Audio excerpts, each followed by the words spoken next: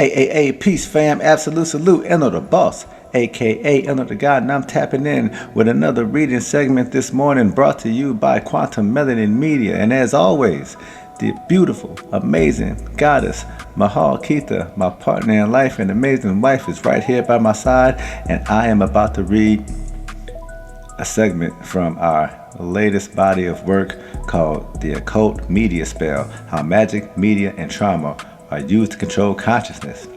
Introduction: The Invisible War. We are living in a state of invisible warfare. It is not a war of bombs and bullets, but a war for the mind, a war for consciousness itself. This war is waged through the media, through the entertainment we consume, the food we eat, and the very air we breathe. It is a sophisticated system of control designed to keep us in a state of spiritual blindness, perpetually distracted and disconnected from our true power. This document will expose the architecture of this control system, revealing how occult magic, intelligence operations, and media manipulation have merged to create a powerful media spell that holds humanity, and particularly Black America, in a state of trauma-induced hypnosis. This is not a conspiracy theory. This is the documented history of how ancient spiritual knowledge, stolen and inverted, has been weaponized against its original creators. We will trace the lineage of this inversion doctrine from the Sabbatian Frankist cults of the 17th and 18th centuries to the modern day occultism of Aleister Crowley and the Typhonian Order. We will show how this dark ideology infiltrated the highest levels of intelligence agencies, giving birth to programs like MK Ultra and Operation Mockingbird, which perfected the art of trauma-based mind control. We will demonstrate how this entire apparatus is now deployed through the global entertainment industry, which functions as a vast, open-sourced mystery school, initiating the masses into a culture of degradation, materialism, and spiritual death. We will also shine a light on the voices of resistance, the conscious community teachers like Dr. Delbert Blair, Bobby Hemmett, Dr. Layla Africa, C. Freeman L., and Azazel Bey, whose powerful teachings on melanin, consciousness, and African spirituality have been systematically suppressed. Their work provides the keys to breaking the spell, to reclaiming our sovereignty, and to activating the dormant power that lies within our DNA. This document is a weapon in that war. It is a map of the battlefield, a guide to the enemy's tactics, and a call to arms for all who seek to reclaim their minds, their bodies, and their souls. Chapter 1: The Inversion Doctrine, from Sabbati Zevi to Aleister Crowley. The roots of the modern media spell run deep into the shadowy world of esoteric cults and inverted spirituality.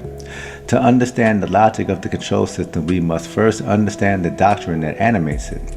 The doctrine of redemption through transgression, a twisted ideology that seeks to find holiness in sin and liberation in degradation. This is the inversion doctrine, and its history is a journey into the heart of darkness. The Sabbatian Frankist heresy. The story begins with Sabbati Zevi, a 17th century Jewish mystic who declared himself the Messiah and amassed a massive following across the globe. In 1666, under the threat of death from Ottoman Sultan, Zevi converted to Islam, a move that should have shattered his movement. Instead, his followers, led by the prophet Nathan of Gaza, developed a radical new theology to explain his apostasy. They argued that the Messiah, in order to redeem the world, had to descend into the realm of darkness and sin to gather the trapped holy sparks. This was the birth of the doctrine of holy sin, the idea that transgression could be a sacred act. This dangerous idea was taken to its extreme by Jacob Frank, an 18th century claimant to Sabbati Zevi's legacy. Frank taught that the path to redemption required the complete inversion of all moral and religious laws. I repeat, Frank taught that the path to redemption required the complete inversion of all moral and religious laws. For the Frankists, every forbidden act became a holy duty. Their rituals were orgies of sexual transgression and blasphemy, designed to shatter the old world order and usher in a new Masonic age, Messianic age. Frankism became a revolutionary force, its tendrils reaching into the Masonic lodges and secret societies that would later fuel the revolutions of the 18th and 19th centuries. The core tenet of this doctrine, that destruction is a creative act, became a foundational principle of modern revolutionary politics and occultism. Aleister Crowley and the Thelemic Inversion. The Sabbatian-Frankist inversion doctrine found its most influential modern proponent in Aleister Crowley, the infamous 20th century occultist and founder of the religion of Thelema. Crowley, a master of Kabbalah and ceremonial magic, codified the inversion doctrine into a simple, seductive phrase, "Do what thou wilt be the whole of the law." While often misinterpreted as a call for simple hedonism, the true meaning of true will in the Thelemic system is a far more complex and dangerous concept, one that aligns perfectly with the Frankist agenda. Crowley's system was a direct inheritance of the Western occult tradition, which, as we have seen, is itself a filtered and distorted version of Kemetic science.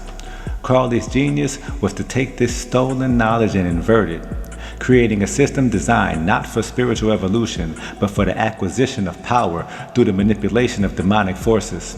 His magical system is filled with inversions of sacred concepts, and his most famous ritual, the Babylon working, was a direct attempt to incarnate a divine feminine principle through acts of sexual magic. A ritual he conducted with the assistance of a man who would later become a key figure in the architecture of modern mind control, L. Ron Hubbard. The Typhonian Order and the worship of Set. Crowley's legacy was carried on and further radicalized by his student Kenneth Grant, the founder of the Typhonian Order. Grant's work is crucial for understanding the specific targeting of Black consciousness.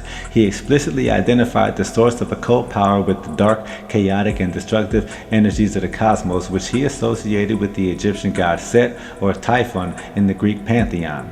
For the ancient Kemites, Set was a complex figure representing the necessary chaos against which the order of Ma'at defines itself.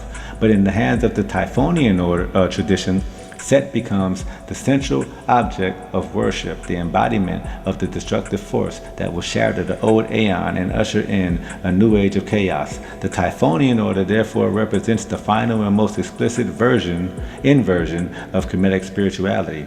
They have taken the principle of cosmic balance and replaced it with the worship of entropy.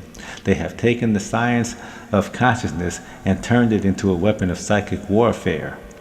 And as we will see, the symbols and ideologies of this dark tradition are now being broadcast to the entire world through the screens of our televisions, computers, and smartphones.